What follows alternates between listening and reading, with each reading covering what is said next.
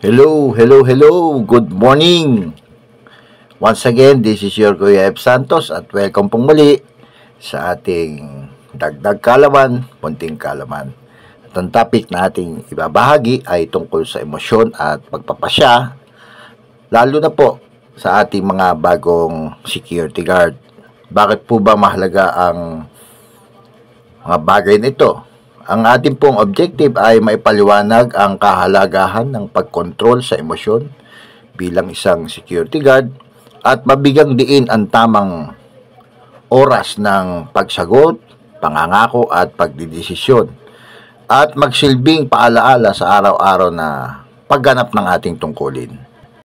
Napakahalaga po ng ating emosyon lalo na ng ating mga security guard. Ang mga gwardiya ay simbolo ng disiplina, pagtitimpi at tamang asal.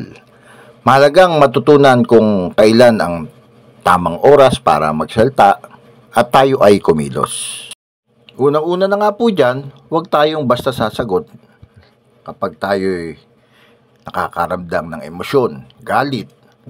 Iwasan ang matatalim na salita kapag tayo ay galit. Maaaring makasira ng relasyon sa ating kliyente o sa ating kasamahan kapag tayo ay nakapagbitaw ng masakit na salita. Ang ating pong pinakatip ay huminga ng malalim.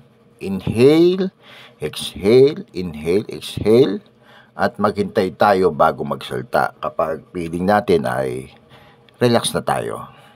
Makatutulong po yung deep breathing kapag ito ay ating inugali na gawin sa tuwing tayo ay mayroong emosyon.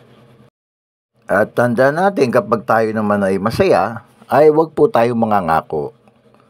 Iwasan ang sobra-sobrang pangangako at panindiganan lamang ang kaya nating tuparin.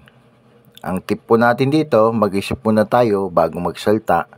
Kasi po kapag sobra tayong saya ay nakakapagbitaw tayo ng salita o pangako na sobra-sobra sa dapat nating magawa. Kaya dapat yung ating ipangangako ay yung kaya lang nating tuparin. Upang sa ganun ay maiwasan din natin na tayo ay masira doon sa ating pinangakuan. At ang panghuli ay huwag tayo magdesisyon kapag tayo ay malungkot. Sapagkat ang lungkot ay hadlang sa malinaw na pag-iisip natin. Mahalaga ang bawat desisyon sa atin bilang mga security guard. Ang ating pong tip dito ay magpahinga at manalangin bago po tayo magdesisyon. Sa ganoon ay nakahanda, na-relax yung ating pag-iisip bago tayo magpasya o magdesisyon. Paalala lang po sa ating mga bagong security guard, ang tunay na lakas nating mga gwardiya ay hindi lamang nasa katawan, kundi sa ating pagtitimpi, sa ating pag-iisip, at sa ating malasakit sa ating kapwa. Kaya kung nais natin itong i-practice o sanayin, kumuha kayo ng isang papel. Isulat ninyo sa papel, ano ang pinakabagay sa akin sa tatlong paalalang ito? At paano ko ito magagamit sa aking susunod na duty? Ganyan po ang ating gagawin. Sa gayon ay nasasalamin natin yung ating sarili, nakikita natin yung reflection, at magagawa po natin unti-unti pag-aralan na ito ay i-apply sa atin, mga sarili.